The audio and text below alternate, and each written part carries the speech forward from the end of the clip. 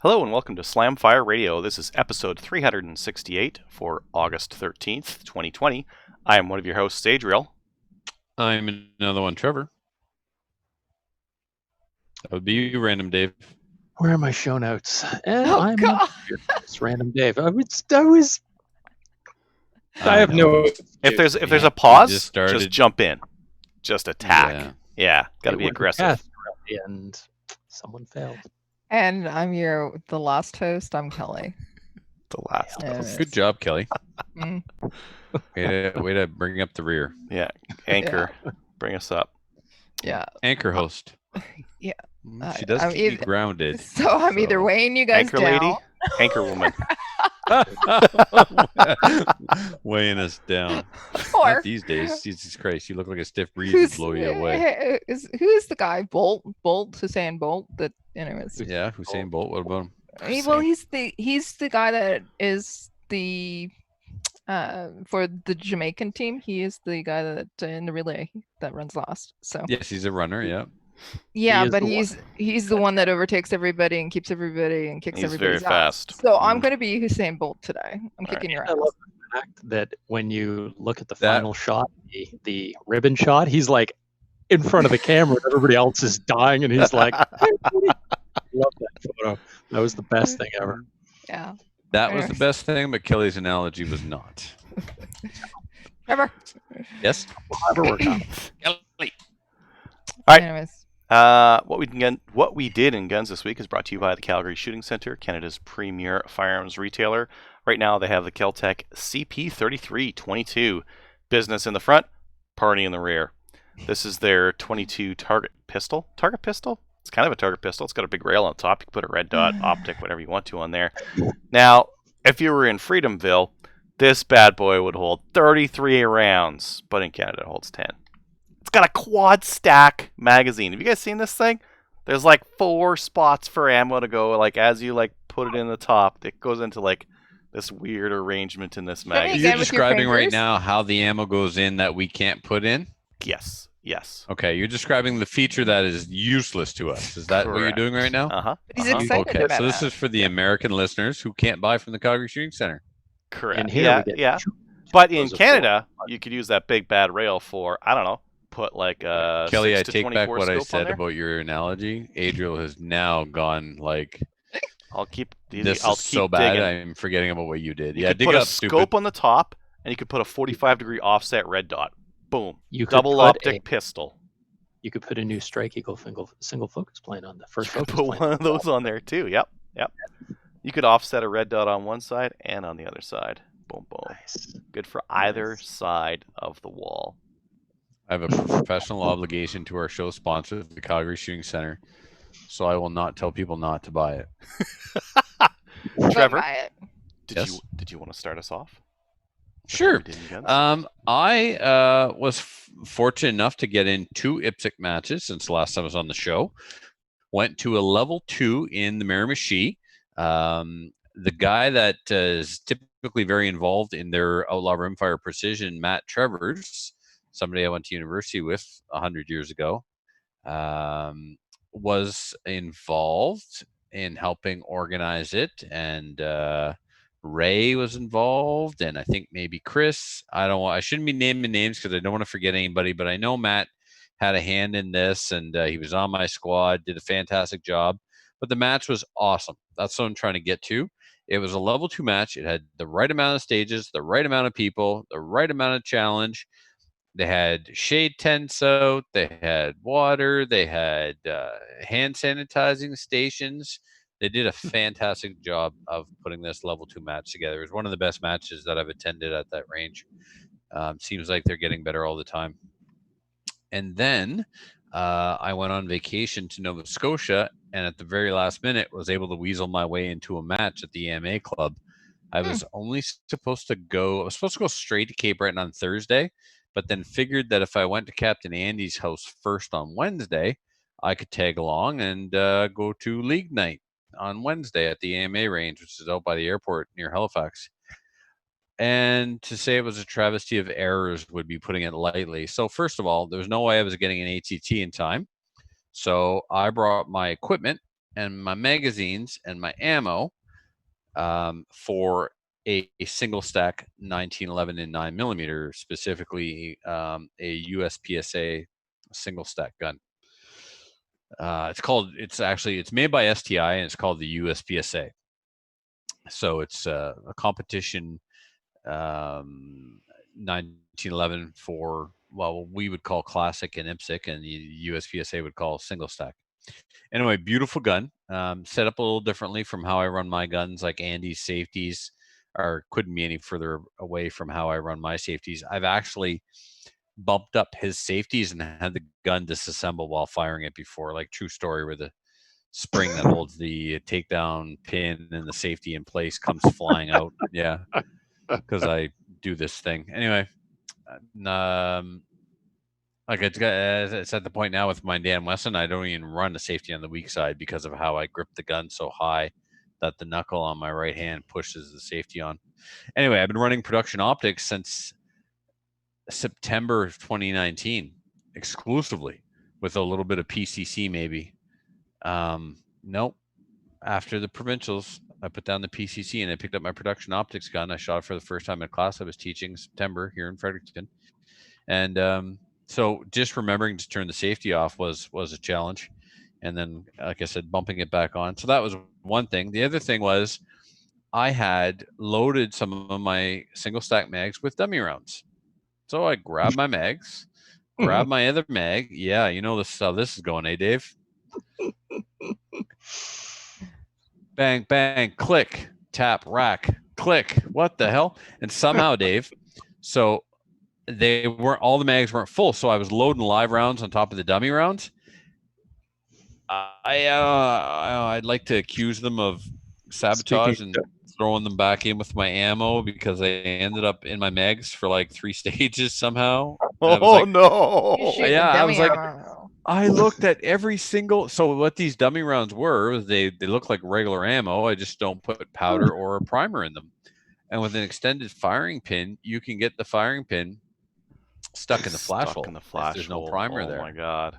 Oh, that happened no. on my open gun, my 38 or my STI Truebore had an extended firing pin, dummy rounds, firing pin into the firing pin channel, into the flash hole of the brass, locked the gun up completely solid. What a chore that was to get it apart. Anyway, so shooting single stack for the first time since September of 2019, bumping on his safeties, having dummy rounds in my mag. It was a shit show. But I got to see my Nova Scotia shooting buddies. Some of them I have not seen since December, which is unusual because I would have been down at least once a month all winter, and I would have attended at least 2 IPSC matches in Nova Scotia by now. So, man, it wasn't about the shooting. It was about the people and getting back down there and seeing the guys.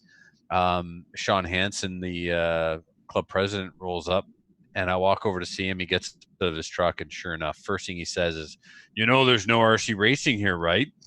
It's like, that's what you think. They're in Andy's truck. So they weren't. Anyway, yeah, good time. And then at the Miramichi match, I struggled because I couldn't see my dot. And it's not because I couldn't find the dot. It's because the battery in my Trijicon RMR was dead. So for about, I haven't had a low. Pardon me? Why was it dead? You forget to turn it off? Why was it dead? Because batteries die eventually. What's the battery life on that? Like on that work? thing? Yeah. Is it like a year, 2 years? I don't know, man. I don't know how long it was in there before I got it, and not dry firing during COVID, not paying attention to things. I could have had a spare battery with me. I don't know. I certainly didn't have a 2.5mm Allen key with me. Did you have a Sharpie? Yeah, that's a great idea, Dave, because I used to just in archery, my scope had a lens in it with a black dot stuck on it, right? And that was good enough for archery. So, but there was the last stage of the day, there was they're swinging round 8-inch steel plates. You hit a popper, the popper falls, and the steel plate starts to swing from behind hardcover. They did a fantastic job with the props. And those were the hardest shots, and I really had to like concentrate on looking at the dot. Other than that, I just kind of sprayed and prayed for the match, and I tried to do a target focus, just look at the target and let them fly. And my alpha count was down. I still got first in my division, but I was like, I don't even know, like I would have been top 5 for sure, I think, but I didn't light the world on fire. I just looked it up. The RMR's battery, it says it'll last 4 years of continual use at setting 4, but when left on the brightest setting, number 8, the battery will last 25 days. So you can wear them down pretty quick. I usually run on setting 3. Is it like an always on? Well, if you're on setting 3, I turn it off. Yeah, I turn it on first thing in the morning when I get to the match, and then I turn it off the end of the day. I don't turn it off in between stages. Did you buy it used? No. How long have you had it? I got it in September of 2019. That's so weird it's my that the battery. Center gun. That's weird that the battery is dead on it already, because at setting 3 you should have been able to you should be able to leave it on for 4 or 5 years though. Like that's a cool thing about modern red dots is that that Aimpoint Pro that I've got, I just leave it on. I just leave it on all the time, and I never have. And that's why law enforcement use them. So they pick up the rifle. Yep. And it's on. Yeah. Same thing. Their RMR should be good. Or their irons up. Oh. Well. All the time. The irons stay up all the time in case the dot goes out. They don't have to stop, put up the irons. They train that way to shoot with the irons and the dot. I just never bother. Okay, my gun's locked up. I don't know where my key is. I was gonna turn it on and see what 3 looks like, but anyway. So the Trijicon RMR is awesome, but when you change the battery, you have to remove the optic from the gun. So I'm gonna get to the range early on Sunday morning. I'm down here for a race and a match, and Sunday morning I will go to the range early and check the zero before I start shooting. It'll probably be fine. Like those posts that it's like sitting on are really finely machined, and they're pretty snug on them. Yeah. It's kind of designed that way so it'll hold its zero. Yeah, I bet you change the battery and let a few rounds fly and it'll be fine. Probably. I noticed the difference right away. Like, so it definitely was the battery. Was it hard to find the battery? Goes well, huh? Was it hard to find the battery? Has it got a weird battery on it? No, it's got a 2032. Oh, that's super great. Yeah. Yeah. Nice. That's hilarious.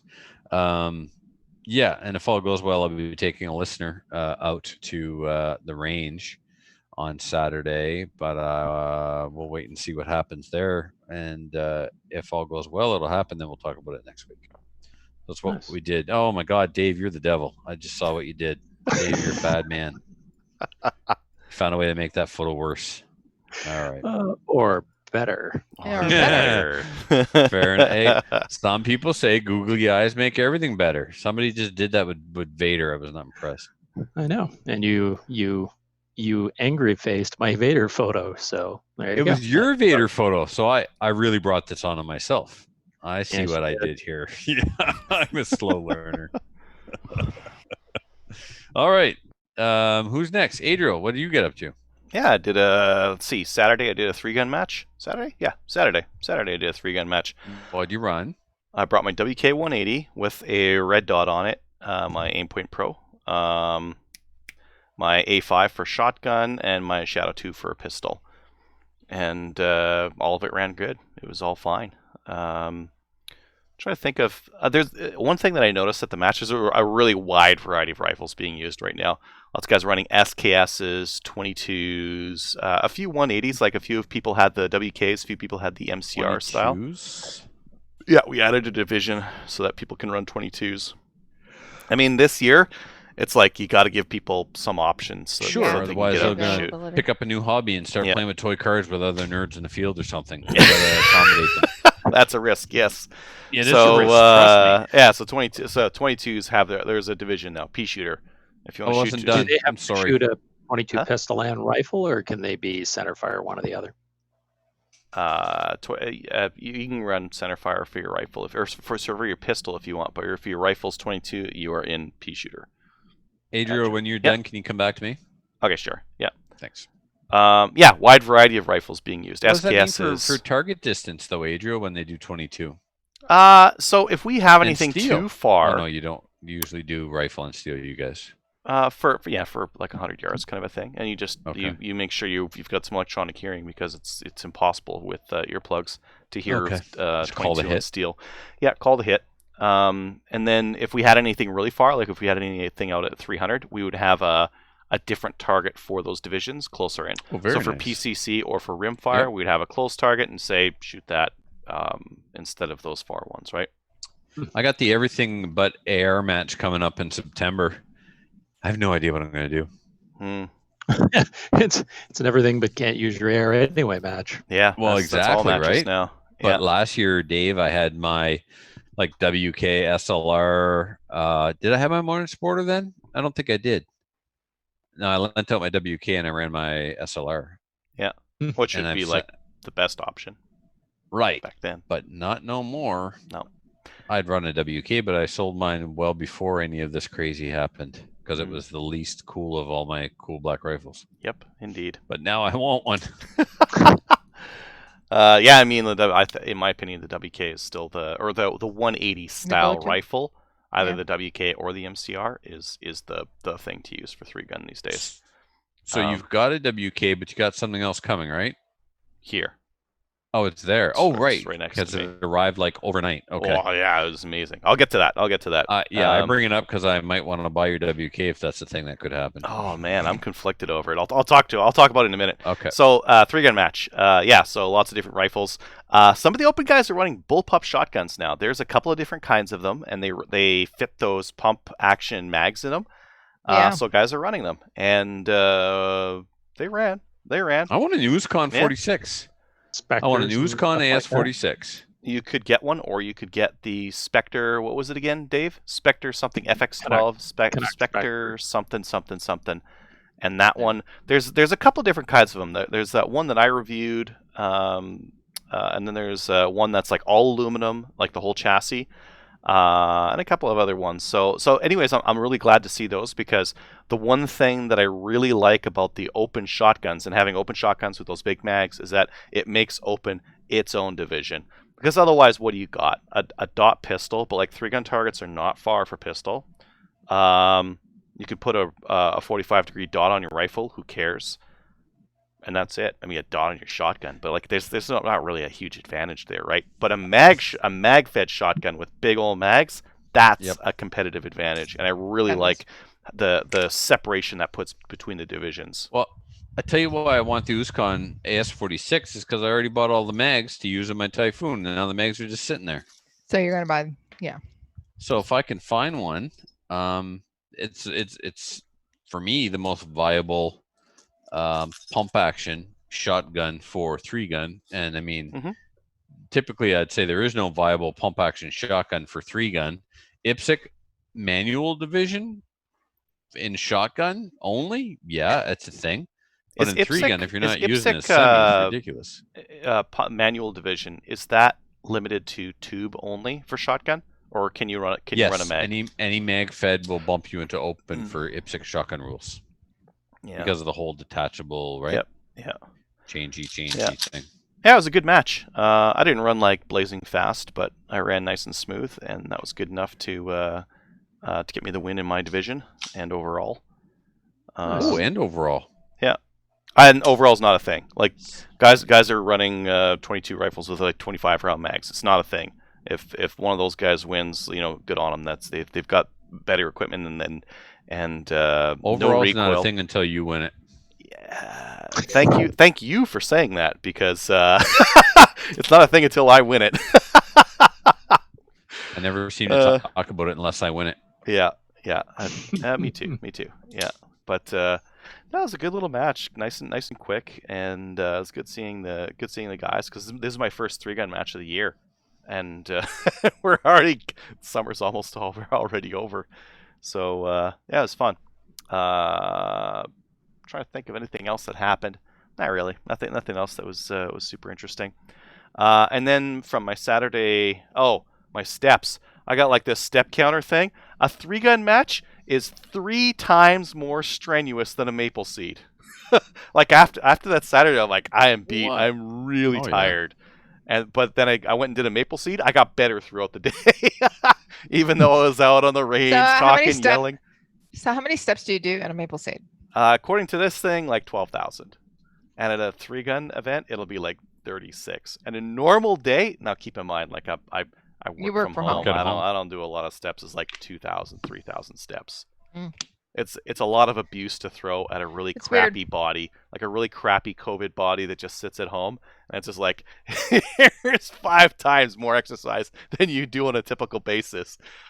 Yeah, I typically get in about 15 for a maple seed. So anyways. I got longer legs. I don't know because counting steps is dumb. I just walk to where I got to go. And when I'm done, I go to bed at night. I like to know, like, why? Yeah.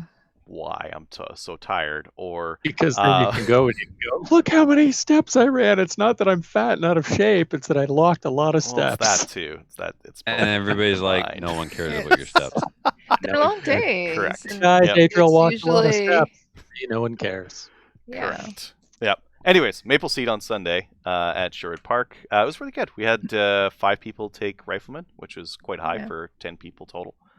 And it was supposed to rain. Like, I was driving out the morning of, listening to the weather, and they're like, it's going to rain. It's going to rain from like 11 to 2 o'clock or so.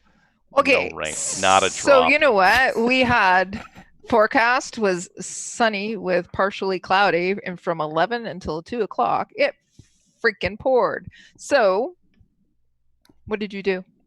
I haven't got rain. I haven't gotten more than like a few drops at any of the maple seeds I've had yet.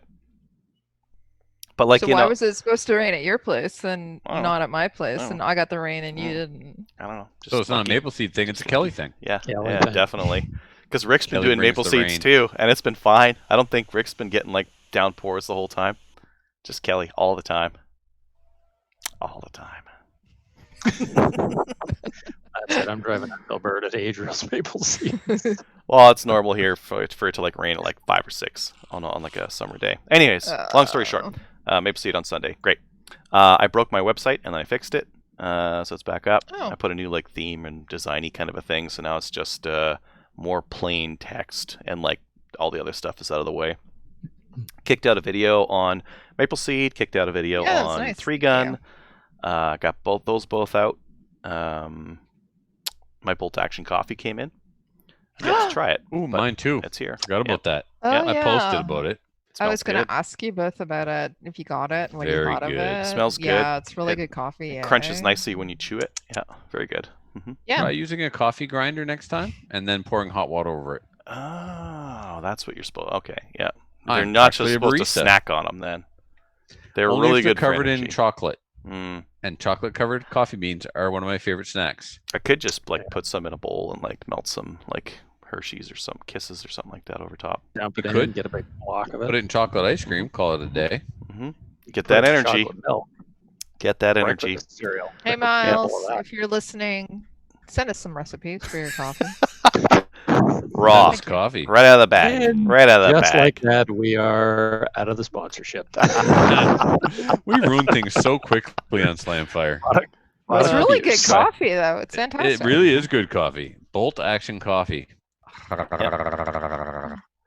And then Thursday on the show, I didn't actually order it on Thursday. Like I found out that Prairie Gun Traders had the WSMCRs. I emailed them and I gave them like 4 words, like I want one, and that was it. And then Friday morning they called me and they're like, okay, they got the rest of my information. Yeah. And then it was here by Monday. Do you know who I am? Do you know who I am? It was here quick. Don't. The line is, "Don't you know who I am?" Don't you know who I am? I know and no people matter what in they low say, places. You have to answer Andrew. Yeah. Anyways, that came in super quick. So, well, that's this guy right here. You're super excited, aren't you? So hideous. Love there's some things on it that are better than the WK, and there's some things on it that aren't as good. Oh yeah, the trigger, of course. Trigger doesn't feel like dragging a homeless person across the pavement anymore. But the trigger's right here. I weighed it, and I'm like, oh, interesting, 7 pounds. I'm done with that. In the trash. No, those will go. If we ever have to turn in our ARs to the government, those triggers are going on if we get paid more for like a working gun. They'll get the Or the if you would have leftovers. registered your guns as lowers, you just have to hand over the lower. I don't know No if I'm going to trigger, get nothing. paid more for a fully functioning gun or less. I don't know, so I'm prepared to do both. Anyways, long story. Let's get back to this guy here. So I've got a different trigger in there already. What else have I done to this thing? I put an optic on it because you got to do that, and I don't. Oh yeah, I changed that guy as the well. rail that came with it? What's that? Is that the Handguard. rail that came with the The handguard? Yes, that is the handguard that it comes Really? with. Yeah. I like that. It's no, it's I don't know what's come across on the video, but this is just a cheap Chinese handguard, as is the stock. It looks like a Magpul CTR, but there's But no it's Magpul label nothing. right there, so it's Magpul-esque CTR. But I don't care. I have like stocks I'm going to put on this thing anyways. Same with the grip. Same with everything. I don't really care. The forehand's fine, a little bit sharp, but it is 15 inches instead of the WK's 10 to 11 because it's slanted.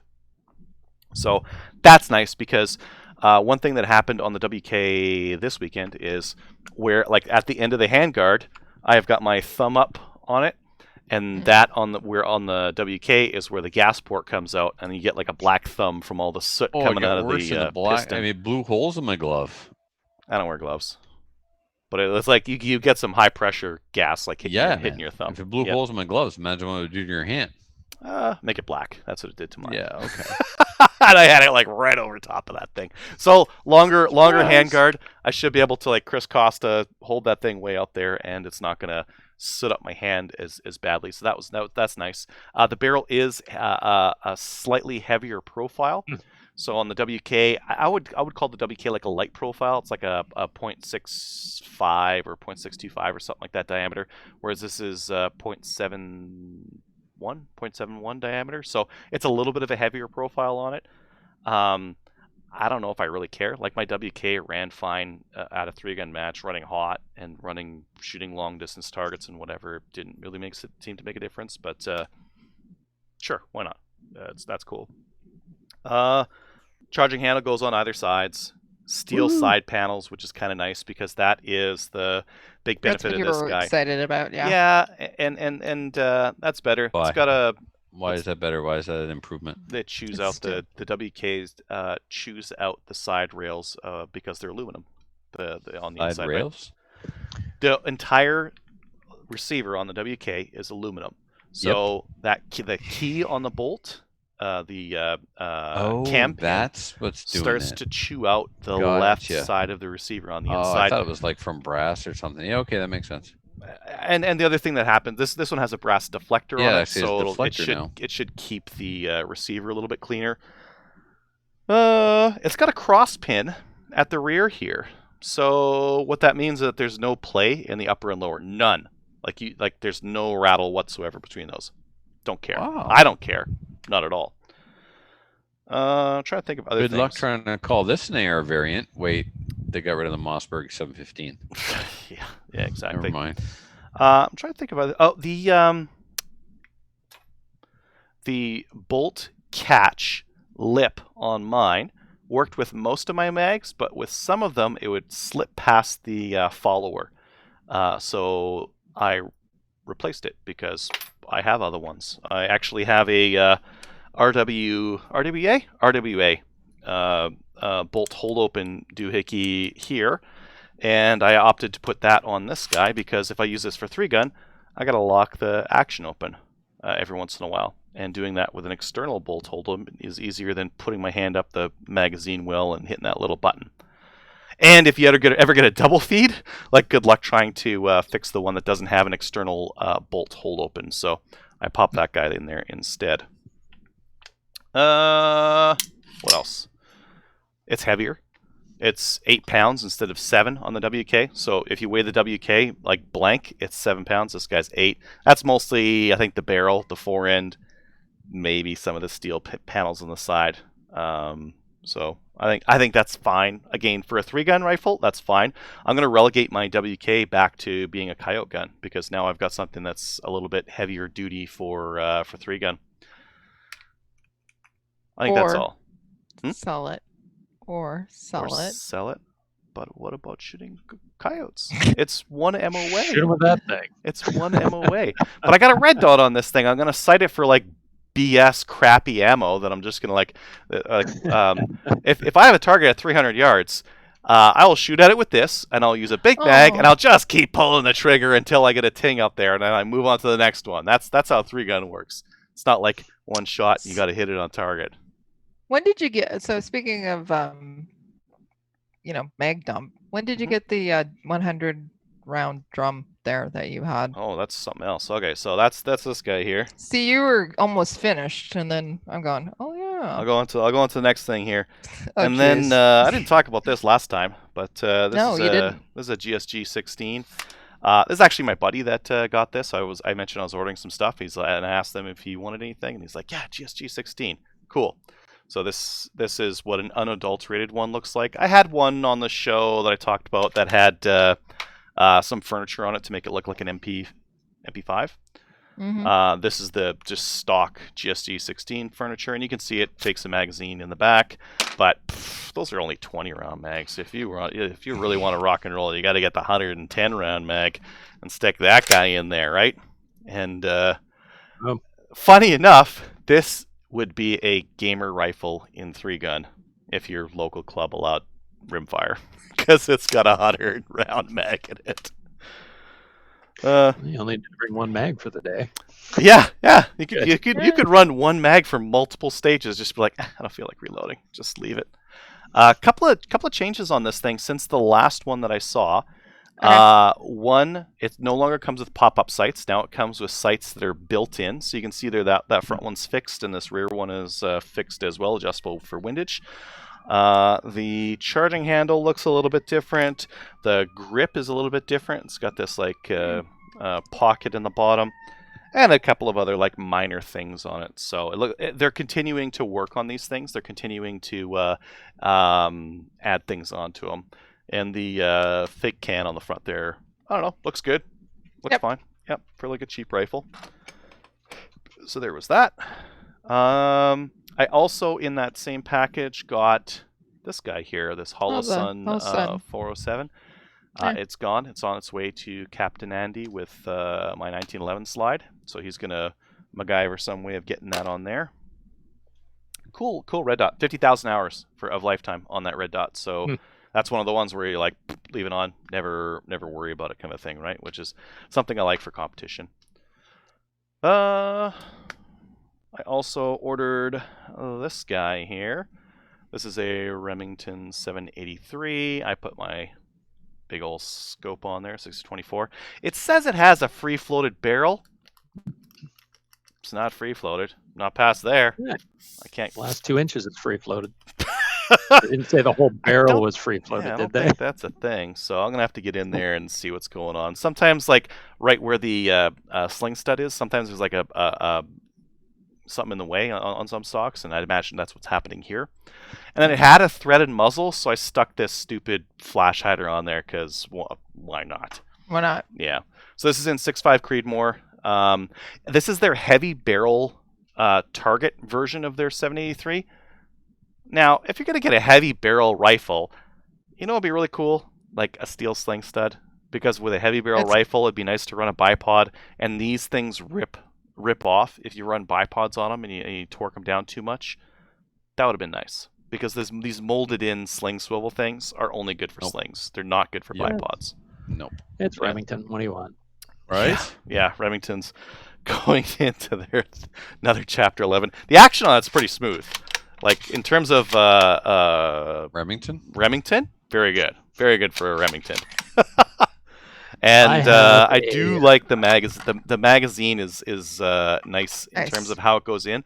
Again, some magazines, think about a 1022 magazine, trying to put it in, you have to like wobble it back and forth as you're putting it in. I don't like that. I want a magazine that just goes in. This one, as long as you've got the rear in first, it clicks in very easily. And again, that's something that a lot of these cheap bolt-action rifles don't do very well. So this is in 6.5 Creedmoor. I'm going to set this up for hunting and maybe some long-range stuff. like I 6.5 Creedmoor with a heavy barrel is good for long range stuff. So I opted to, with my rings, use these are the Burris Z signature rings, and there are Like some 'em. there's inserts that you can get. You can get 0 inserts, or you can get plus or minus 10 inserts on those. So I've got plus 10 on the back, minus 10 on the front. So that's tilted a little bit, so I can get a little bit more distance out of this scope if I need to, because that should give me 20 MOA-ish of cant on it. So maybe I'll use it for long range. I don't know. I'm not really into long range shooting that much, but I could, I guess. There's that. And then this weekend, we have a ladies' day at Chaz. Oh, we got so many people RSVP'd. I don't know how we're gonna do it. We got to go to tickets to sales next year, because we got so many people. Yeah, actually, I got an email about it, and they were so excited about it. So congratulations on all the attendees. Fantastic, great job. I hope they don't all show up. No, That's a horrible thing to say. I don't think we could run through 100 people in a day.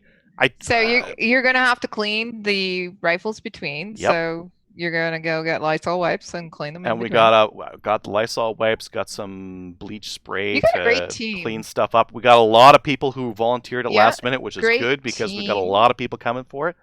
I'm actually, so this is brand spanking new. I'm bringing this guy out so that they can run through some ammo and break it in for me. That's awesome. Yeah, break that. The action needs like a few hundred rounds through it. Let them break it in. I wonder if they'd break in my 6.5. Maybe. Maybe I'll bring my 6.5. I need a couple. How many rounds would you put through a barrel before you're like, okay, this thing's like seasoned? 20, 30, 50? 6.5? Yeah, 6.5. Yeah. Maybe like 60. Maybe 60 to 100. I'm gonna bring that. I'm gonna bring that out. They can use that to shoot stuff at 6.5. They'll set it in too. No, what, my ammo? No, this is club ammo. This is an event. Perfect. All signs are pointing to bring my guns, let the ladies break them in. Yes. And then I get them afterwards.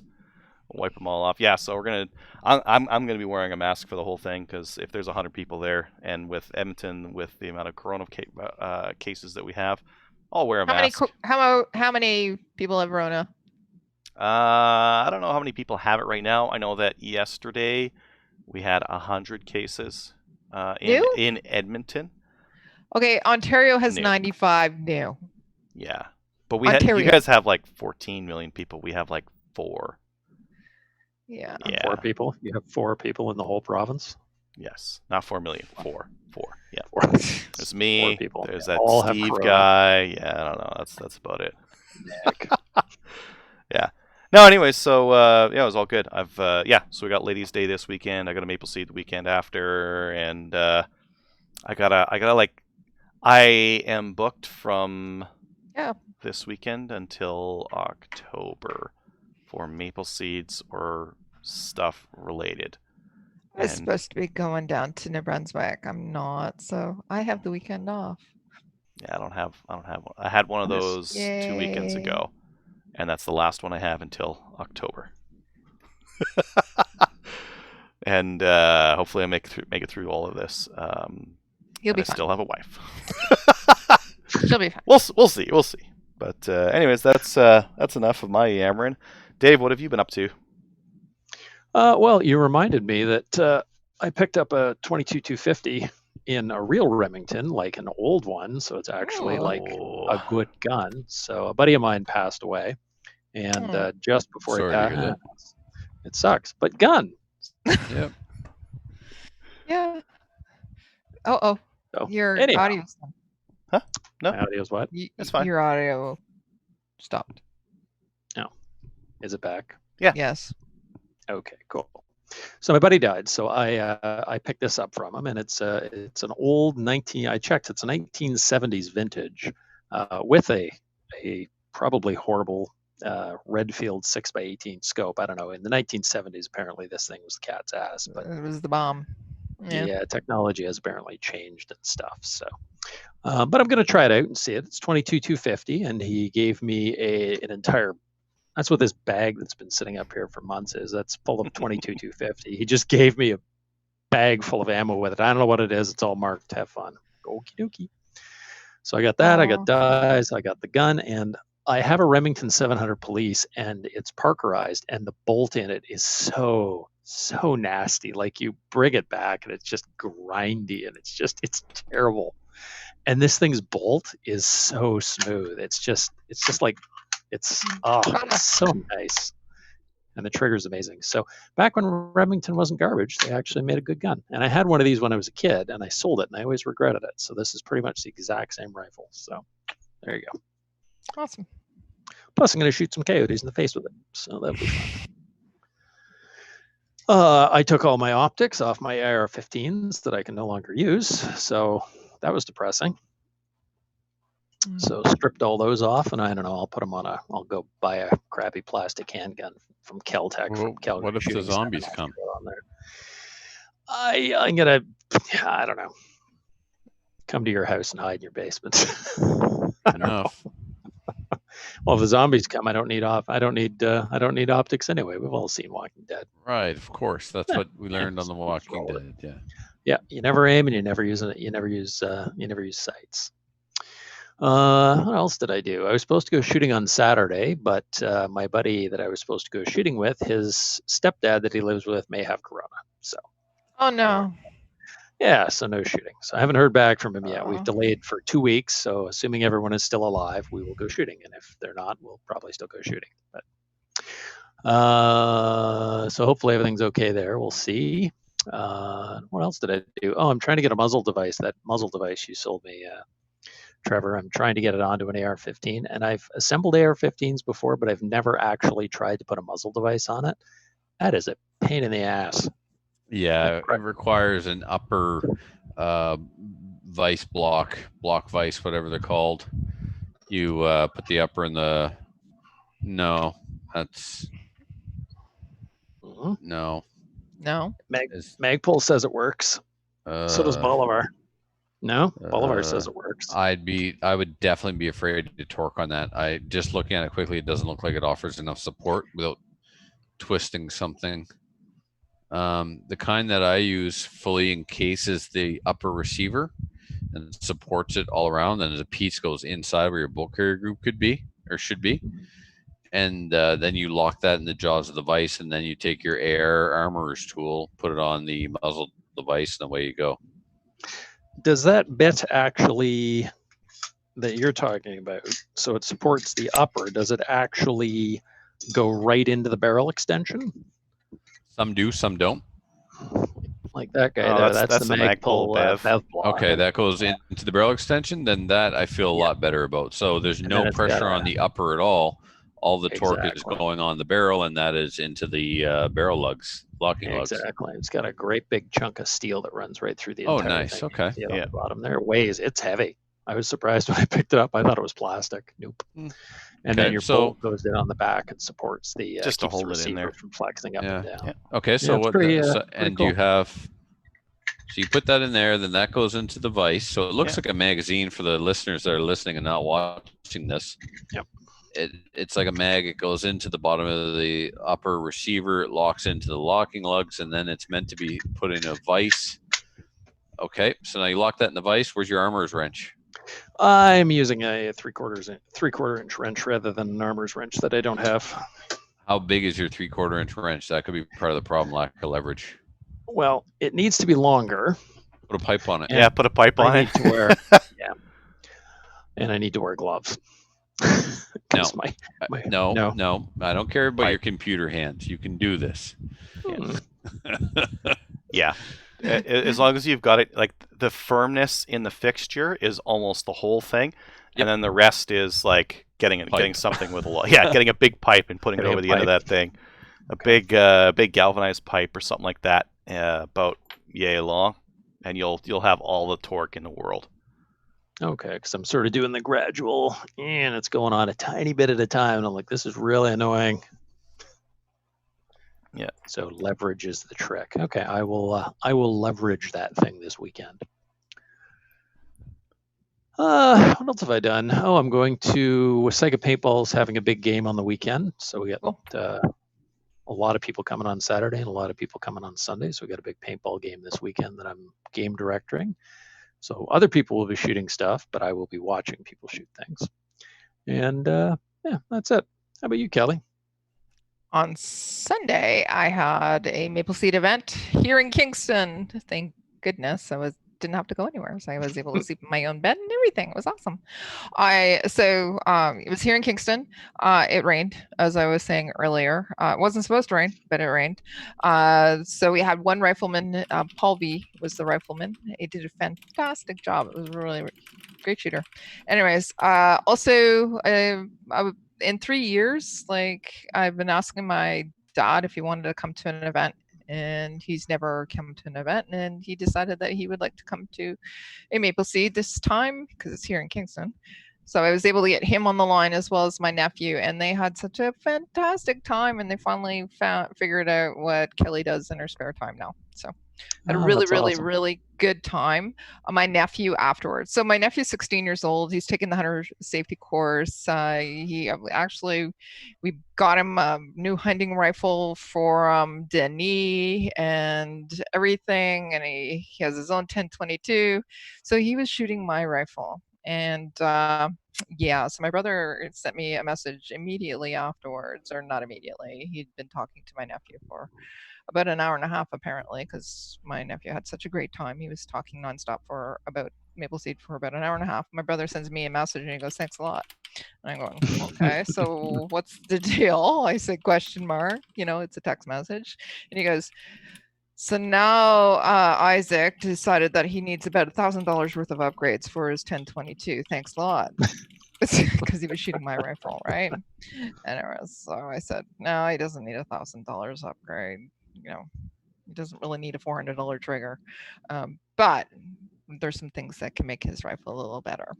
And again, yeah, my dad had a fantastic time, as I said, but he was able to understand. He goes, "This is a really, really good program, and you guys do it really well. So congratulations on that." And I just gone, "Oh, that's so nice of him to say that." Anyways, yeah.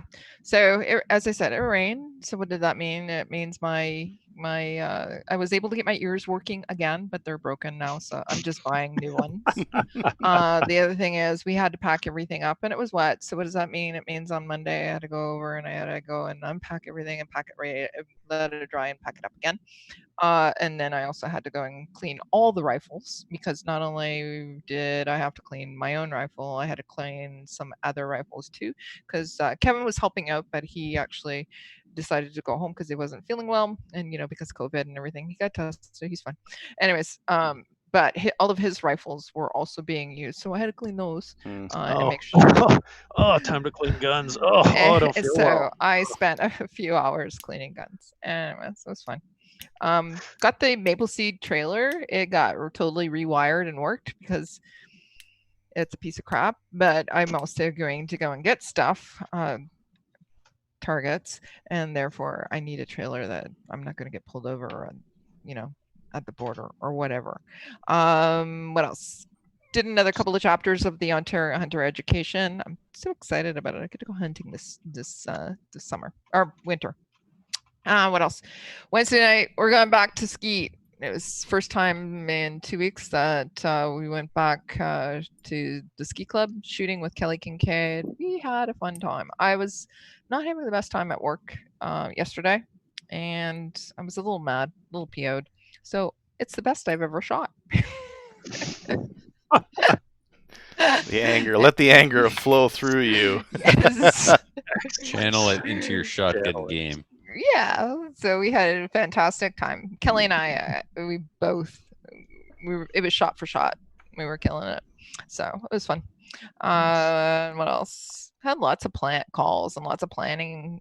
So we had Maple Seed event planning meetings. We had an IIT call. We had, we had the calendars getting planned and the Ccfr and the March and everything. So it's just like, it's been a long week for planning, but it's been fun too.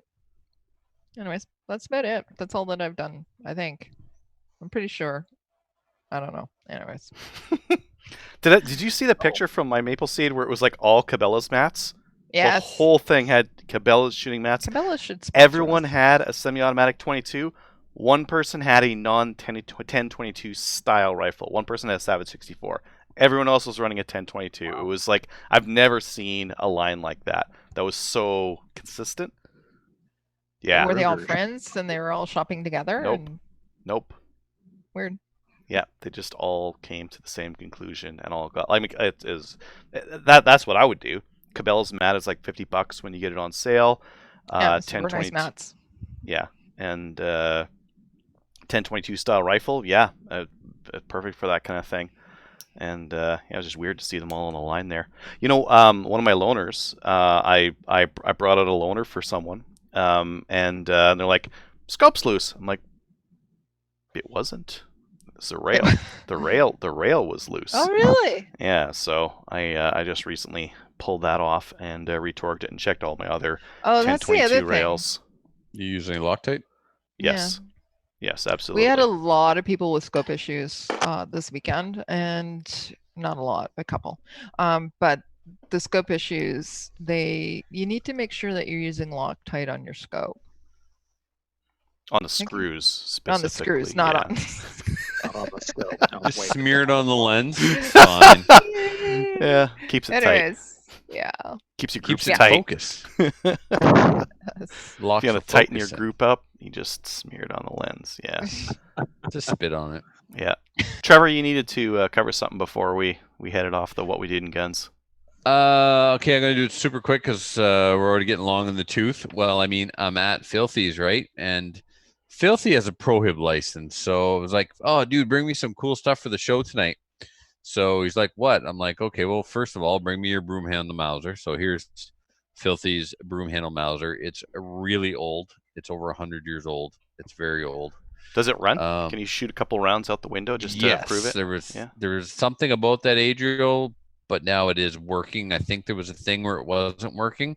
Filthy, if you're watching, come in here and tell us about your broom handled Mauser and it's so cool. What was the problem that been rectified.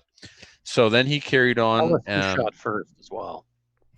Yes, this gun always shoots first.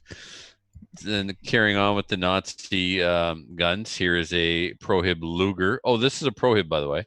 Prohib broom handle Mauser, Prohib Luger, and if memory serves me correctly, this Walter P38 Megatron belonged to his father, or his father had one or the other. I don't pay much attention usually. P38s are so cool. I like P38s. They are. They're like a real ergonomic pistol. Like when you consider the age, like World War II and that kind of thing, they're super good pistols. They really are.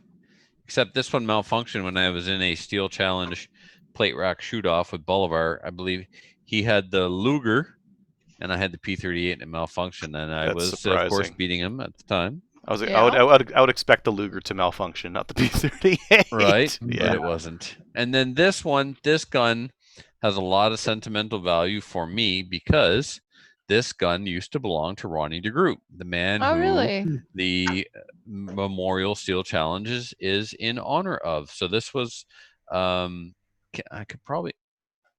There's a rumor that he used to carry it. I don't know if it's true or not. Hey, look who's here! Empire Store, come on in, Filthy. Come snuggle up so you can get on camera here.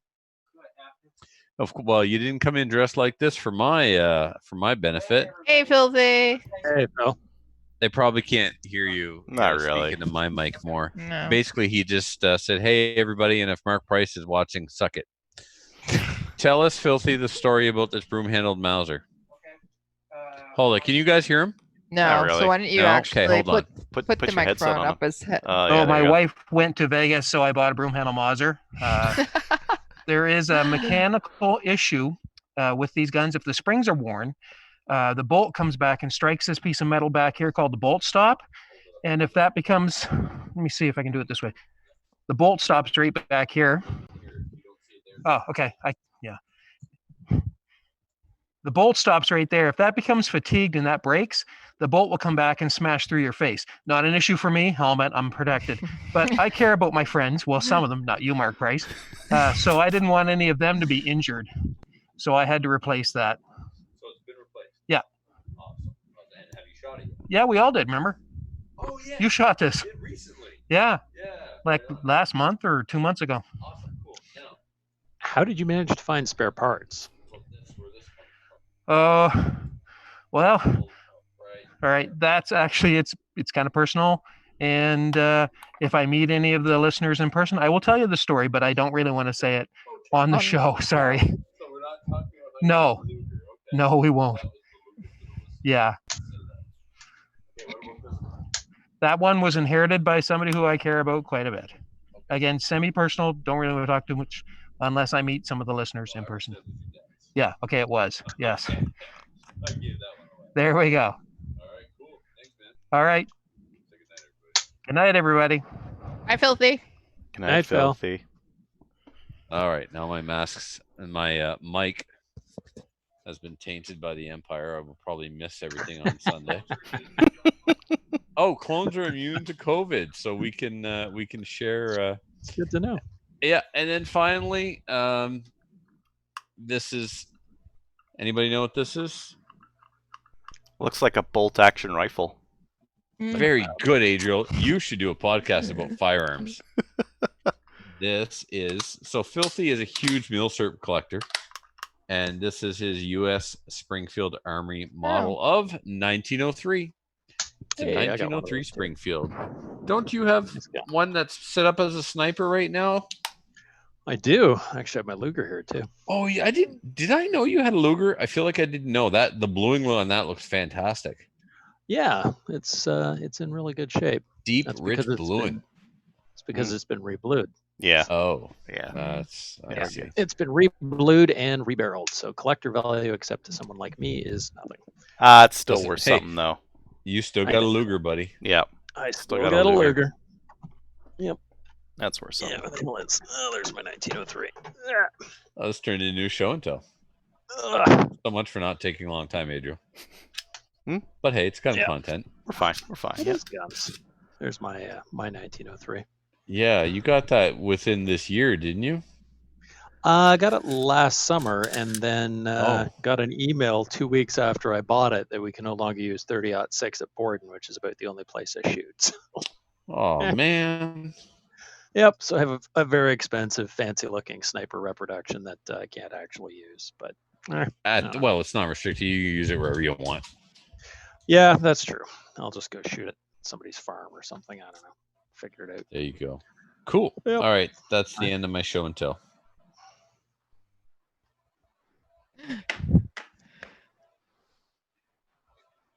Adriel, you're the show host. You know what would help if I unmuted my mic before I started like rambling on? There we go. Okay, let's get on to upcoming events. Upcoming events Sure. are sponsored by Telos Alpha. Telos Alpha is a Canadian digital agency that works exclusively in the firearms vertical. They help with business processes, strategic planning, websites, e-commerce, and battling the stigma the industry carries with banks, merchant processors, and social media. Learn more at telosalpha.com. So we've got a couple of different events here. The Chaz and Ccfr Ladies' Day is on August 15th. That's coming up this weekend. I would tell you to come out, but we've got 100 RSVPs. Don't come out. Yeah, don't come out. I know that sounds terrible, but we have a lot of people that are going to be coming out. It's going to be very busy. We have Maple Seeds that still have spots open. Tabor, August 18th. Provost, August 22nd. Regina, September 10th. Bonnieville, September 26th. And BTSA, October 3rd. There's a couple of others that might have like 1 or 2 spots available, but those are primarily the ones that have more than a couple of spots that you could get into. There is going. So odd. Alberta has spots available. Well, we've been running a lot of events, especially considering I our know. population. This is true. Yeah. Let's see here. ORPS at RGC, August 22nd. What's Rustic RGC? Gun Club. Restigouche Gun Club. Mm-hmm. Miramichi. ORPS at Miramichi, August 29th. I know how to say that word since starting this show. And the Your Chaz turn. 3-gun Battle of Alberta on September 12th. I just processed a bunch of people who wanted to get out because they don't want to travel because of the Rona. So there are, I Oh. think, 2 spots available at that match, which is our big 2-day charity match. How many people are shooting that match? 60. So it's Okay. we've limited the number of people who can shoot it, and because of the Rona, and we haven't limited the prizes. So the prizes are the same. We've got enough prizes for lots of people, and we're gonna have fewer. So I would get on that. So there's 2 Toot spots Sweet. left that have just opened up. Get on it. Yep. Okay. Get Speaking on of it. spots opening up, I forgot to include when I put those items in there that the registration for both those New Brunswick ORPS matches is on Practice Score. That's And how the you sign Chaz- up and yep. pay. Chaz 3-gun, same thing. Practice Score. If you guys aren't, like listeners, if you aren't on Practice Score, register, because this may be the way you find out about your next shooting sport. Like look at your local area, because they have a great map view on there.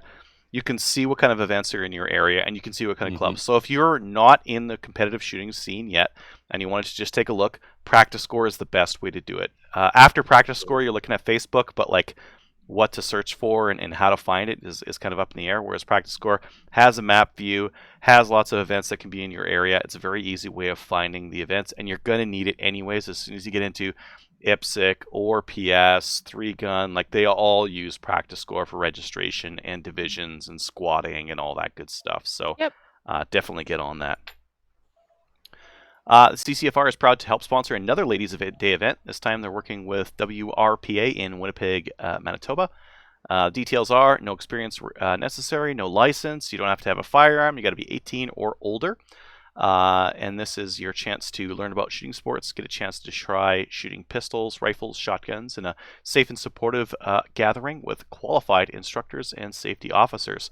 This will be Sunday, August 30th at 10 a.m. at the Winnipeg Revolver and Pistol Association. It's $30 to register. All proceeds will be donated to Cancer Care Manitoba.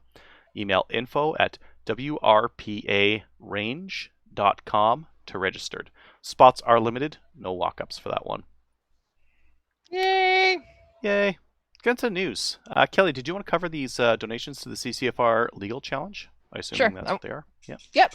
So I can't say it now. Miramichi Sportsman's Club. Miramichi. It's Miramichi. Sportsman Club, $2,500. Redverse Wildlife Federation is $2,000. Aurora Gun Club, $10,000. Nice. Dunville Hunters and Anglers of Club is $1,000, and the Calgary and District Target Shooters Association is $2,500. That's awesome. Fantastic. I haven't seen that Redverse in like I've been to a Redverse quite a few times. It's like southeast Saskatchewan, I think. Way out in the middle of nowhere. Way out in the middle of nowhere. It's in Saskatchewan? Yeah. Yeah, well, Saskatchewan's middle of nowhere anywhere. So You put the cruise control on, you get your lane control going, and you take a nap. It's good to go. It's fine. Yeah. Let I the love Tesla do it. I love Saskatchewan. No, I really do, but it's like, yeah, you can see for miles. You It's can flatter. get somewhere. In 5 hours, you could probably drive across the whole province. Whereas in Ontario, No. like get into Ontario or BC, as soon as you get into the mountains, it's like, oh, you want to go from there to there. It's not that far. 7 hours. Screw you.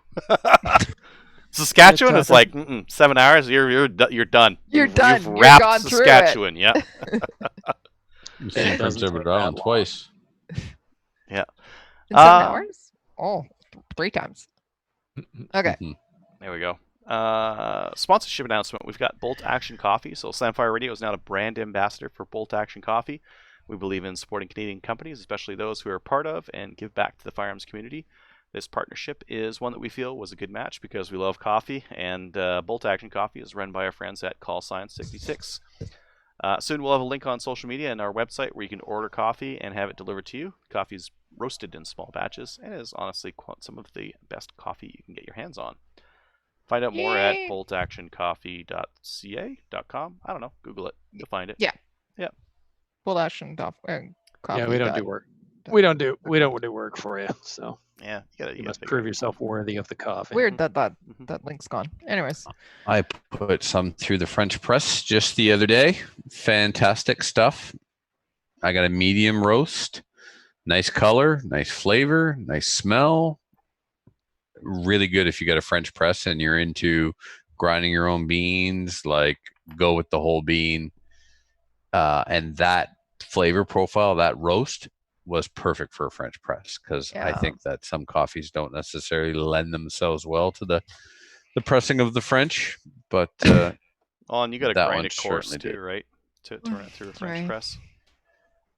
What's that, Adriel? You've gotten really quiet. I thought it was me, but it's you. Yeah, you have to grind it really coarse on a French press as well. Medium. Yeah. You can't just take regular coffee that's ground fine and throw it in the French press. No. You need. You'll be sifting it through your teeth if you do that. Yeah, if you're a baller, you buy a fancy grinder where you can preset the grind that you want. I'm not. The grinder I have was a gift, and it is what it is. So I've learned to just eyeball it. Yeah, that works too. Yeah. I want to get into new gun stuff. First up, we've got the Bcl Px19. I'm going to throw this up on the screen for everyone else. You guys won't be able to see it, but there right is off the bat. Mm-hmm. Okay. This is a company that couldn't build an AR-15, a platform that's been around since the 1950s. You can't get your shit together and make an AR that works. Poor customer service. The Stag 10 was, or not the Stag 10. The Stag 10 was awesome. Bcl 102. The Bcl 102 was another travesty. That's been around even longer than the AR-15. Now they're going to make a pistol from the ground up, which is just another copy of a Glock. Not only is it a copy of a Glock, the first one's going to be called the Px19. The second one's going to be called the 17. Are you kidding me? They can't even come up with their own number system. They've got to copy the Glock 19 and the Glock 17. The Glock 19 is the compact. The Glock 17 is the full size. Guess what? BCL's 19 is the compact, and the 17 will be the full size. They're supposed to be aluminum framed. They're going to be aluminum framed. I don't know what that means. I don't know how much of this is going to be aluminum, how much it's going to be plastic. Because if the whole thing was aluminum, that'd be silly, right? Yes. Yeah. Maybe the model number is the number of parts in it that will fail out of the box. Oh, that's, and by the second iteration, only 17 parts will fail. Yeah, they'll have fixed two by that point. So yeah. Are they making bolt action rifles? You guys are horrible. Are they making bolt action rifles now? Kelly, no, those are chassis, aren't they? I don't know. Sure, yeah. Kelly, you've heard my Black Lab story, or my I have NEA Black Lab story. Speak up, Dave. Yeah, they were terrible, and then they were good for a couple of weeks, and then the guy that was good quit. So I suspect they're probably horrible again. Yeah. True that. But BCL, prove me wrong. Send me a pistol to try. I'll give it a go. You can be bribed, and it just costs a pistol that may or may not work. No, I can't be bribed. Actually, I'll say it's terrible. It's terrible, but I'm willing to give it a go. Awesome. Well, you know what would probably be better? A CZ 457 LRP long range. Yeah, baby. Yeah, we're talking about like cheap 22s. Is like, how about one that's not cheap? $1,300, but like amazing, great stock on it. Barrel, like all the target / long range stuff you could want on a 22 rifle. 20-inch barrel, match chamber. So don't run Blazer in here. You know what you should use this for? You should actually take it out to our northern Rimfire. Go for shooting? Oh, sorry, I'm wrong. Yeah. Not go for shooting then. It's a nice gun. It is. It's pretty. Yep. It's comes with a this one that you can get from tesro.ca. They come with a 25 MOA rail on them. So which is what you're going to need anyways if you're going to be shooting long range with 22. You need a rail that's got a little bit of MOA built in. So that's nice. So beautiful. Why is it only a 5-round magazine though? Why isn't it a 110-round drum? I don't think they're dealing with the same audience as the GSG 16. Yeah, be fun though. That bolt knob is a little ridiculous though, right? It's quite large. Yeah, it's large, but they want you to touch it. Use it. Stroke use Nice it. that they want me to Stroke use it. the bolt. That's good. No. They didn't have to make it out of the planet Jupiter. It's large and round. It's Yeah. large and in charge. Mm-hmm. Like if you get tired of shooting or run out of ammo, like you and 4 of your buddies could have a game of basketball. It's a pool ball. It's not that big. Come Very on. impressive. Yeah, It's called a cue ball. Marstar's got a shipment of primary arms in, so if you're looking for like a low price red dot or scope, they've got those in spades. So what are these? These are some Chinese knockoff of something? I've had primary arms. I had a I had a 1-6 that I used it for 3-gun for a while. Let me try again. Are they a Chinese knockoff of something? They're a Chinese scope maker. Yeah, Okay. I don't think they're a knockoff of anything though, because they're Oh, not they're like their own. yeah, their designs aren't a straight knockoff of anything. Okay. But they are Chinesian. A lot of the value price scopes are right now. I like that. You said Yeah. value price. 2,200 ain't value It's price. cheap. They've got some expensive stuff. They got some nicer, more expensive stuff too. Oh, they sure Kind do. of like yeah, Hollow look at Sun, that. right? Because like Hollow Sun is another Mhm. Chinese manufacturer, and they have some cheap stuff, and they also have some like a little bit more expensive stuff as well. Hmm. Trijicon's Don't know if I suing them knew right that. now. Trijicon's suing Hollow Sun. Really? Really? Well, Hollow Sun uses their What? base plate. They use the same plate as Trijicon, so Trijicon's Mm. suing them for something Ow. to do with that. Which, in my opinion, is kind of lame. Another one I saw on CGN. There's a company called JF Gunworks, and they're making CZ75 grips and mag bases. Their mag bases are cheap. So these are made to work with the Shadow mag welts, and you can get them for my. $24 each or $21 each when you buy 5 of them. Ooh, I like that big extended one. That's cool. Yeah, and they've got some monsters there as well, and they've got some grips for sale. Their grips are $140, which is up there. Yeah, like lock grips in G10 are very popular. They're like light and very grippy. These are probably aluminum, but yeah, that's yeah. But they're base pads. That's real reasonable for pricing there. Yes, base. I'll give you. Yep. And then the next one, this one I saw a couple different places offering this. You can get like flamethrowers in Canada, and like Muffin ordered purpose one. built. He Who do you texted order me from? yesterday a picture of it and said, "I just ordered one." Did he order from Wanstalls or CSC? He did or... not say. Just a picture of his screen with it on the screen. So this was like one of those crowdfunded things where they're like, Yeah. because Tesla's what's his name, Elon Musk's company there, Boring Company, they were selling a flamethrower, but it was like a roofing torch, and they were upfront. This is a roofing torch that's been redone. Whereas these guys are like, wait a minute, flamethrowers are legal like all across the U.S. and Canada. What if we just like made a straight up flamethrower and sold it?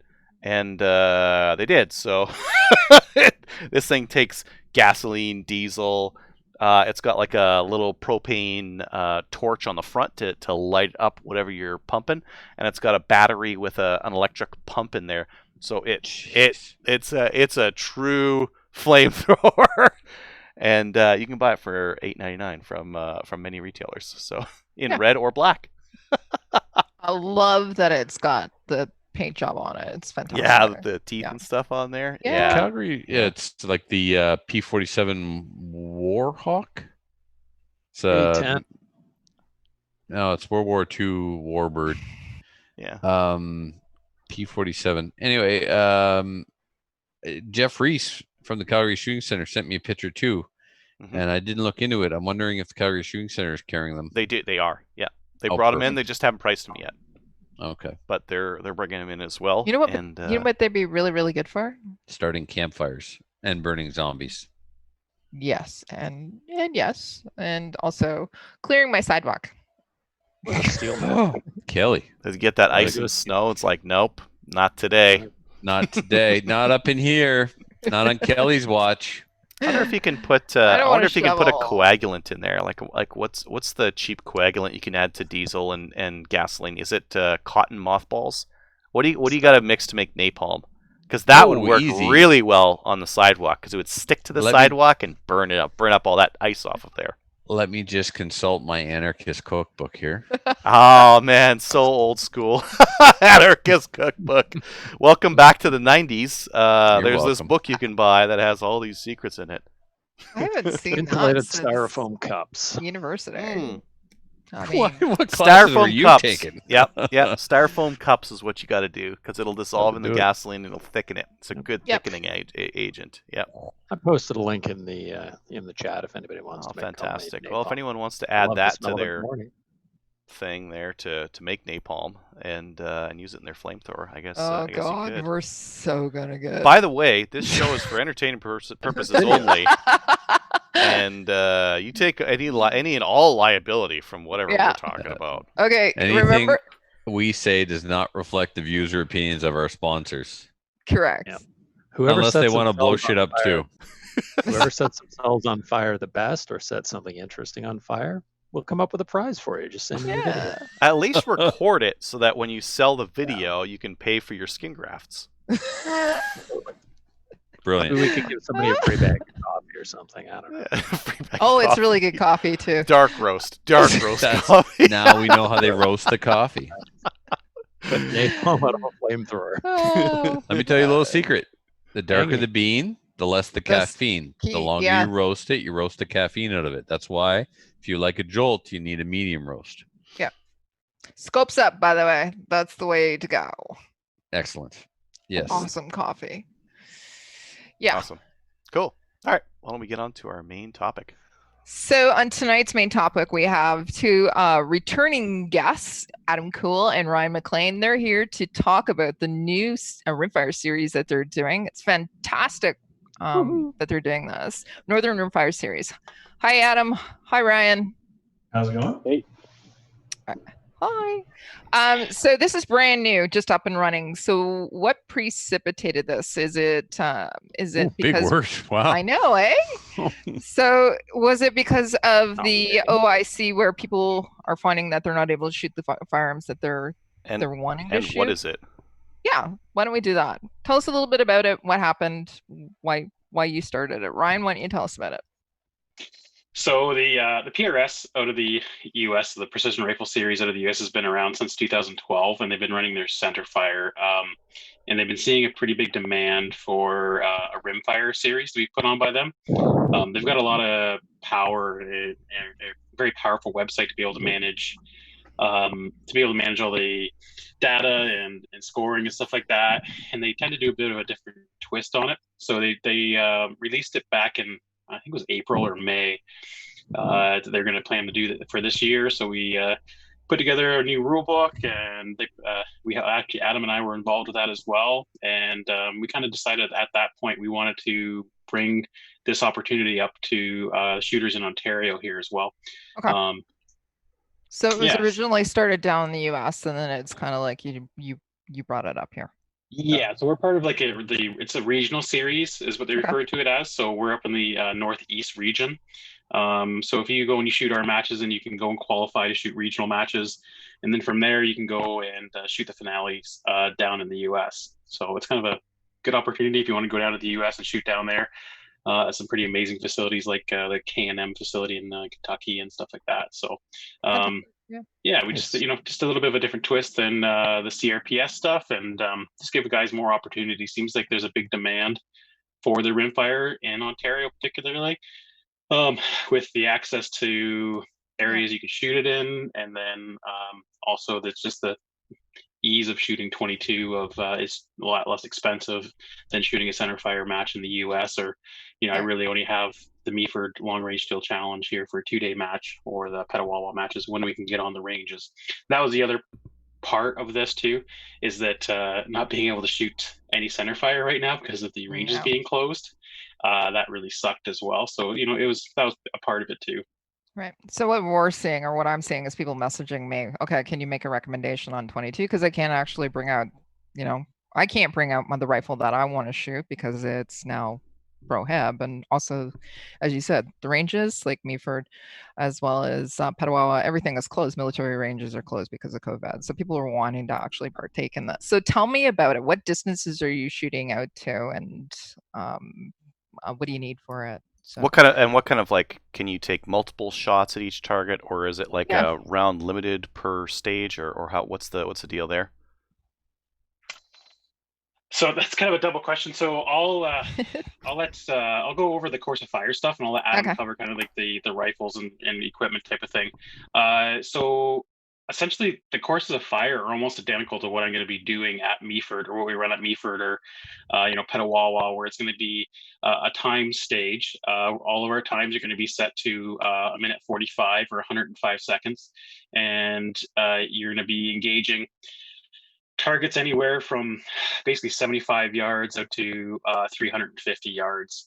And they'll be sized appropriately for the accuracy you can expect out of a 22, which seems to be getting better and better every year. So the idea is you have your stage. You're going to shoot off of a keep it simple, a ladder.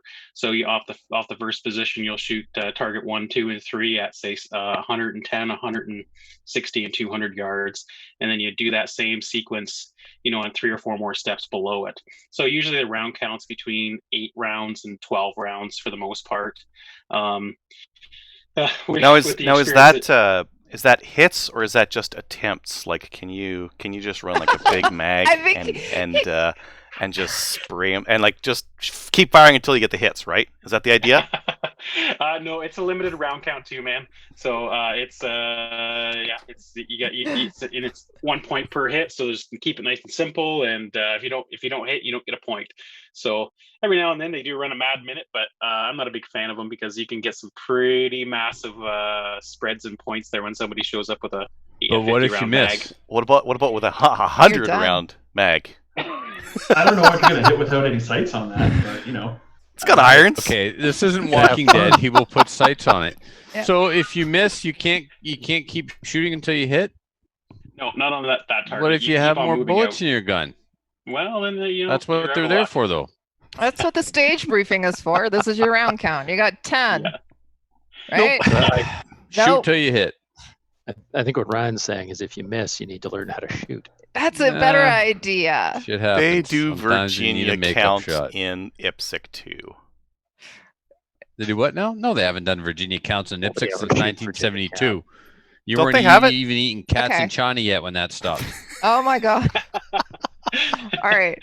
So and you know why they got rid of it? Because it's not practical. Adam, hi, how are you? Not bad, how are you? Good. So what types of equipment are you looking at to shoot this? Because I don't want to eat cats. So there's a wide range that you can pick from this. Typically, you're going to end up seeing a lot of like CZ 455s, 457s, TKT 1Xs. Nice. You can go all the way up. Like I'm running the new Zermatt Arms Rimx, so it's a 700 footprint one, which means that anything that you could use in your center fire rifle as far as trigger, chassis goes, that type of thing, it's compatible, so you can swap between everything. So I'm running like a Trigger Tech Diamond in that, which is really sweet. So it matches up with my center fire perfectly. Yeah. The way that we have it set up is, or the PRS has it set up, is there's production and there's also open division. And so production in the PRS Rimfire is different than what you actually end up seeing in the CRPS. Now, what we have in this series is a $1,500 US combined limit for your rifle and your optic. And so you can get, like, say, a CZ 455 and a, say, a Diamondback Tactical, and you're still classified as production in that. $1,500 US with the exchange. Yeah, so we're running it off of the US MSRP pricing. Cool. So it opens up a lot of options for production. So you could even run, like, say, a T1X with the new, Vortex Strike Eagle on there. It's about $1,000 optic. And so you're going to be seeing a lot of people using, like, the Christmas tree reticle, so you can actually, hold over, calculate your windage a little bit better from your reticle, and also first focal plane as well. So that your subtensions are good all the way out. So that's what you're typically going to see. Yeah, it also allows you to have a lot more accurate rifle for a production rifle as well. Savage Mark IIs are fantastic, but stepping up into a CZ or a Tika is quite a substantial It's nice. step. Yeah. One of the things you can do in the production that's allowed in the PRS Rimfire is you can bed and pillar your rifle as well. So that helps out a huge amount. And you can also tune your trigger without replacing it. So you can put that new Yo Dave spring in your Tika T1X. Yeah, and still stay in. Yep, and still stay in. Same thing with the 455. If you have that one, you could drop the same springs in there, and it wouldn't bump you out of production whatsoever. Okay. You just can't put it in a new chassis. Yeah. So I have a couple of questions about. Okay, first of all, you said that you're bringing us up to Ontario. Any chances of it going to other provinces, or is it just Ontario right now? For us, it's only Ontario.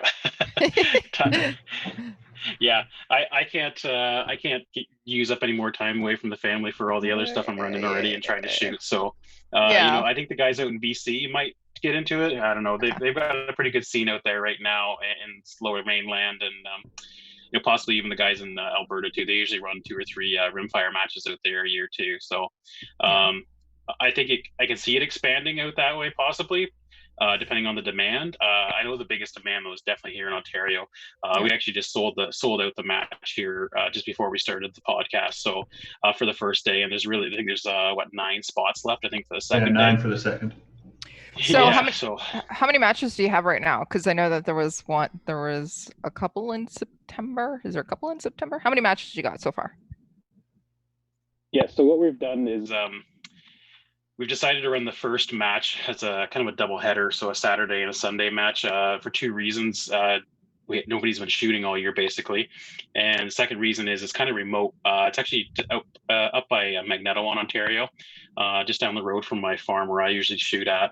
And with it being so remote, we kind of wanted to make it a little more appealing for the guys, driving from Montreal or Quebec City and southwestern Ontario. So there's 60 shooters coming out this first day.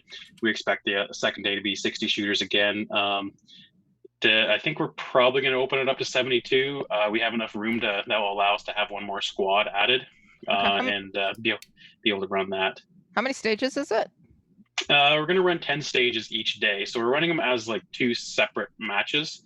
The reason we're doing that is so we can get more points into the point system for the PRS. If we ran it as a 1 day, when we only get 1 day worth of scores. Right. It also makes it a little more interesting too, because it's going to be 2 separate courses of fire for each day. Okay. So my question is, so if you shoot this match up here in Ontario, will you be part of the same series down in the US? Yes, you will be. Okay. Yeah. So you can participate. We have a club through the PRS system, so all of our scores get uploaded there. So we'll actually have basically a full club series going on, so you can track winners and standings throughout as we run more and more matches in Ontario as well. So it's a really good system that they have set up there. Okay. Yeah, so tracks are inside of our club, and then also as tracks our scores inside the whole system as well across the nation. So what you can see is just like with ORPS or any of the other Rimfire series that are out there, you can compare yourself against other shooters. So would your stages be the exact same stages as another match that's down in, I don't know? No, that's the unique thing that separates. Yeah, that's the unique thing that separates the PRS from, say, the NRL series, where they have canned set of stages each month that they do, kind of like the ORPS as well. Yep. Our stages are going to be unique to every single match. We might use some of the same props, but I have a pretty good selection now to work from. From running lots of different matches and lots of good ideas from shooting matches and stuff like that too. So we've got some cool stuff coming up. I guess we can kind of let the little cat out of the bag. Cat out of the bag. Yeah. We're in the middle of putting together a mover system as well. So everything's on track for that to be ready for September. So we're gonna have a mover set up there for the 22 Rimfire stuff, and it should be a lot of fun. So yeah, I think it's about just over 30 feet long, so it's gonna have a lot of back and forth movement on there. That's awesome. Awesome. Nice. So how many matches are you looking to set up this year? And you have the 2 that are back to back. and probably something in October is what we're looking at. We're trying to organize something for that currently. Okay. And then hunting season is going to be heading into November, so we're probably just going to be running the October for this year, and then looking forward into running between 4 and 7 in 2021. 4 and 7 in 2021. So if somebody actually wants to hold a match, what do they need? Who do they contact? Do they contact you, or do they do you have a website? What's going on with that? Well, we have if they're looking to have us run a match on their property, that's, they can contact us directly. If they're looking at setting up a match on their own and running them themselves, then they would have to register through the PRS website, register their club, and then obviously purchase the steel and all the other props and everything that go along with that. So it's open to pretty much anybody who has means and access to the property or the range to run it as well.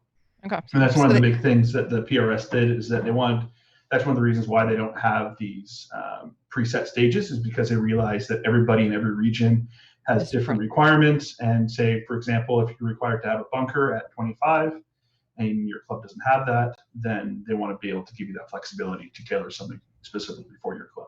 Right.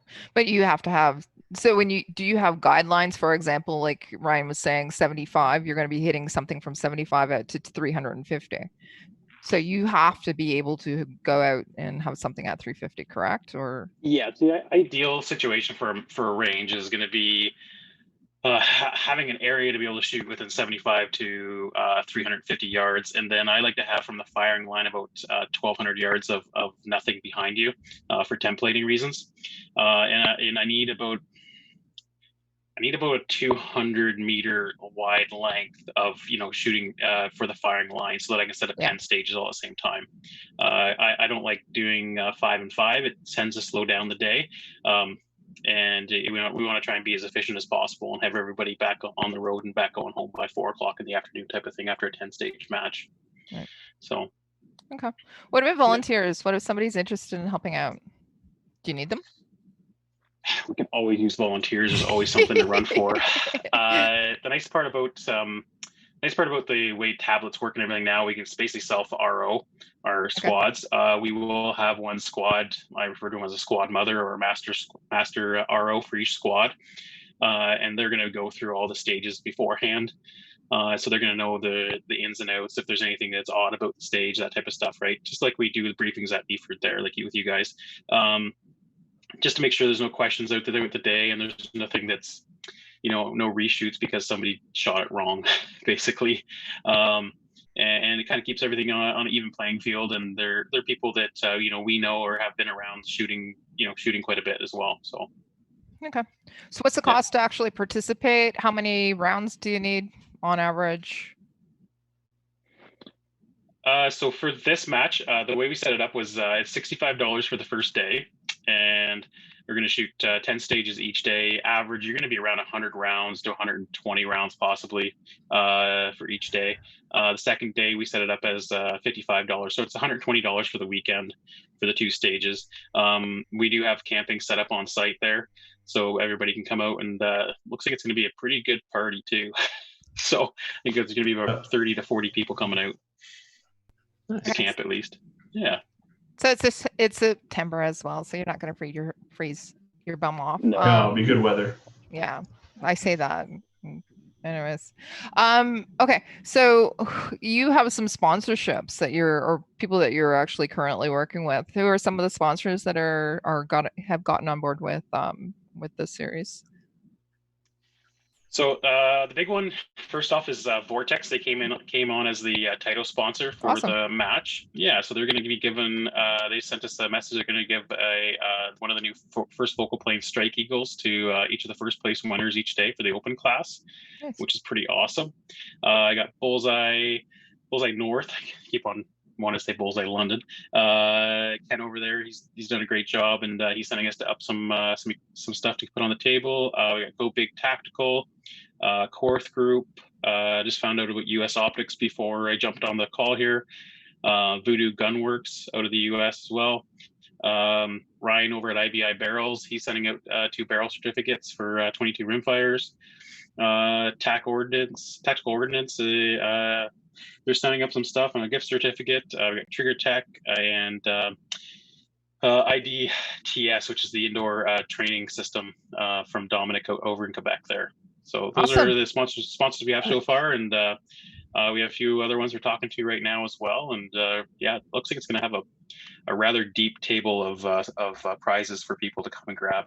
That's pretty significant. And when you're talking about how much, it's $110 and yeah, 120 for Yeah. the weekend, and you can actually there's just some of the prizes you can win. Sorry? It's $120 and $2 worth of ammo. Probably running some better ammo. Yeah. Yeah. Just a little bit. Well, even Alright. still. Do you guys have any other questions? Adriel, Trevor, Dave? No, not really. I just love seeing the additional competitions. I think that I do too. I think that when you look at the Canadian firearms owners as a group, we need more competitions. We need more people shooting in competitions, because that's where you find out how good or not good you are. That's where you grow. That's where you find friends in the group, and that's where I think you get more advocates as well. So any competition is good competition, and the more of them, the better. Yeah, I really like this because what you're doing is you're competing directly with shooters in the U.S. as well. Some of the guys that come up to me for they're fantastic shooters, and to be competing with them in a Rimfire series is awesome. You're going to step up your game, really. Yeah. K&M is running the gap grind, and I think they have 418 shooters they can run through in a weekend. And so that's where they're going to be hosting the finale for the PRS Rimfire down at K&M there. So, I mean, that's a fantastic opportunity for any shooter, and we just want to make sure that everybody here had that opportunity. Awesome. Wow. Fantastic. Trevor? You going to come to Ontario and try it out? No. No makeup shots allowed. I'm out. The Outlaw Series ate your lunch. What's that? The Outlaw Series ate your lunch. Yeah. Yeah. You love the noticed Outlaws, the last all one, joking he didn't aside. even talk about it. He forgot totally about it because he came in 5th. All right. Geez. So if anybody wants to talk to you, or if you want to, how can they get a hold of you? Where can they find you? We have our website, northernrimfireseries.ca. Okay. Facebook, we have a Facebook page, Northern Rimfire Series, on there, and also a group as well. We're posting up all the information, answering any questions. And obviously, Practice Score, just look us up, and everything's on there as well. Okay. Is there anything that we didn't talk about that you guys want to chat about? I guess we didn't cover the other couple classes there in the series as well, because there's also a junior series. Oh, there's really? a junior class as well, and there's a ladies class I believe as well. And they kind of kept it a little simpler for the rimfire stuff. They didn't do all of the ones they do for the centerfire, but it's definitely a good opportunity for juniors to get out there. It's obviously a lot less recoil to deal with, and it's quieter for not having to deal with that as well. My daughter, who's 11, she's loving it. She's actually going with us over to Ottawa this Saturday awesome. to shoot the match over there. So it's great opportunity. It always seems to be at least 5 to 10, even 15 kids out there to come out and shoot the matches. And we try to keep them. I think the age limits, I think it's 10 or 11, and then up from there. So yeah, awesome. That's fantastic. So very cool. Yeah. All right. I have nothing else. Dave? I got nothing. Well done. Okay. Congratulations, guys. Fantastic. I hope you great success, and maybe at some point I'll be able to get out and shoot one of them if I'm not hosting something or other, a Ladies' Day or Maple Seed or something. Anyways. Yeah, we're gonna try to get them all across the province as well. So that way, if it's you're not having to drive all the way up north every time. That's a nice drive. Yeah, exactly. We're looking out around London area there, and up on the east end of Toronto as well, another location up there. So, we're just trying to finalize the exact locations, and Just figure out the dates there too. So we definitely want to have at least one more match and possibly two, do another double header weekend if we can make it work. So There's a great range there. It's an active airfield too. Just letting you know, out in London. At Warren. Yeah. Yeah. They have a pizza oven. Nice. Yes, they do. Ellie's just looking for an excuse to go back so she can have I pizza. know. It absolutely is true. Hold a match there. Just get Chris to Anyway. fire it up for you when you're there. Yeah. Actually, he said, just let me know you're coming. Anyways, thanks for coming on, guys. Super Thanks. excited about this, and I wish you good luck. Thanks. Thanks. We'll talk to you later. Yeah. See you later, guys. Bye. Later. See you guys. Let's get on to listener feedback. Any more Listener, cowbell? any kind of listener feedback on Facebook that we have to get to? Styrofoam gasoline. Lots of people know the correct recipe from the Anarchist Cookbook to make napalm. Good. Soap flakes. All right. Yep. Some Trigicon lawsuit. Anything else that's interesting, important? No. Now, William Saunders, he asked if he can dry fire his Rimfire, and Which one? people- Most of the yeah, modern ones most are of fine. them. Yeah, most of them. So 1022, you're good. But it also depends on which Rimfire it is. So let us know. Google it. Yeah. A good rule of thumb as well, if it doesn't have a bolt hold open on the last shot, if it's a semi-auto, it's probably fine. They probably made it because like 1022s and that kind of thing, they don't hold the bolt open. The bolt goes forward. Unless you're counting your shots, you're going to click on that last I last do trigger not press. recommend dry firing a Remington 597. It will peen the chamber. Yeah. Interesting. But they have a Yep. bolt hold open on those, right? Yeah. Yes. Yeah. Just use a snap cap. Yeah. All right, let's get on to listener feedback. Listener feedback is sponsored by Armory DC Gunsmith. Armory DC Gunsmith is a full-service gunsmith who specializes in firearms refinishing. He offers Johnny's hot gonna bluing, enjoy this. Sorry. Parkerizing, and Cerakote finishes, as well as Okay. wood refinishing. Check out his online inventory of new and used guns, firearms accessories, optics, and more at dcgunsmith.ca. Kelly, did you want to take this one from Johnny? Not really. He says, "Well, boys, I'm an explosive technician. That's why I'm going. Oh, he's gonna enjoy the show so much." Anyways, so the difference in primers is the velocity of detonation. Whatever explosive you use will only detonate at the velocity of your primer. The faster, heavier primers will use the higher VOD, which is, what is that? Velocity Of destruction. Detonation. of detonation. I don't know. Destruction. You'll have causing the gases to expand faster, giving you a higher chamber pressure. And on a side note, pick up a WK-180. He picked up a WK-180 and was not very impressed with the trigger. Throw it It's, out. Yep. Take it. Yeah. Take the trigger out of your WK. Throw it in the garbage. Get another one. They take other triggers. So he says it's trash fitted and it's crap, and it doesn't like to run when it's dirty. Yeah, only have 200 rounds through it, but it sure is making me miss my 858. So he says, "Cheers, Johnny." So he's an explosive technician. We should have him on. Should. I wonder what he's blown up that's interesting. Yeah. Anyway, If you do Thanks, Johnny. put a trigger into your WK, like a cassette style, you may need to carve out the bottom of your this thing right here, because that's right where the cassette is going to rest, and then you might need to relieve it a little bit. So keep your Dremel handy.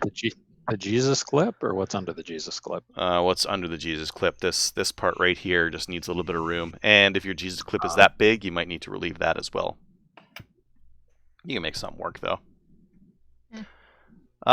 Next one from Kevin. Dave, do you want to take this one? From Kevin. Hello, guys and gal. That's you, Kelly.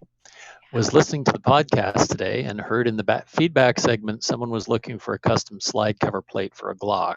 I would recommend the listener contact James at jfgunworks.ca. It's a small Canadian company that makes aluminum magazine plates and other parts for various firearms and will customize upon request. The machining and finish of products is always top notch, and it's also nice to support a small Canadian manufacturer. Cheers, Kevin. Oh, Nice. so Local. coincidentally, we just talked about them in the new gun stuff. Weird. Yeah.